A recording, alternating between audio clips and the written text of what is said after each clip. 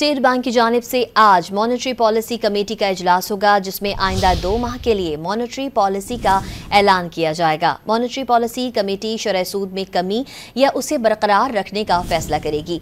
मजीद जानते हैं don news के नुमाइंदे शफी बलोच से, जो इस वक्त पाकिस्तान स्टॉक एक्सचेंज में मौजूद हैं। जी शफी बलोच, मजीद तफसील से आगाह कीजिएगा।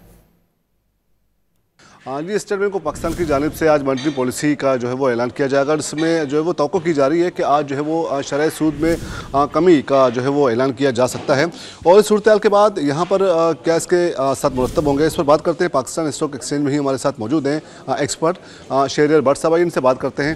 देखिए, पाकिस्तान स्टॉक मार्केट इसको इंतहाई वेलकम कर रही है। इंटरेस्ट रेट जो बतदरीज नीचे आ रहा है और मुसलसल 6 बार नीचे आ चुका है। इस बार उम्मीद ये की जा रही है कि 7वीं बार है कि state bank of Pakistan 100 basis point तक कम कर सकते हैं, क्योंकि जितने भी इशारे हैं वो मुस्बत सब हमें नजर आ रहे हैं। खासतौर पर इन्फ्लेशन की बात करें तो 9 साल की कम तरीन सतह के ऊपर हमें नजर आती है। लेकिन ऑन द अदर हैंड अगर हम देखते हैं कि हम IMF के प्रोग्राम में भी हैं, IMF के साथ काफ़ी कलीदी मुज़ाकरात इस वक्त इस्लामाबाद में जारी हैं। स्टेट बैंक ऑफ पाकिस्तान के पास इतनी जगह कि वो 100 बेसिस पॉइंट तक कम कर सकते हैं। अगर 100 बेसिस पॉइंट कम होते हैं तो मार्केट होगा, क्योंकि मार्केट ऑलरेडी हमने देखा था कि लास्ट वीक 1,11,000 की सतह तक गिर गई थी और आज मार्केट ने 1,15,000 की सतह एक बार फिर अबूर की है।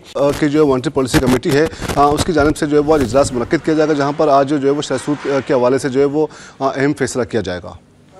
जी।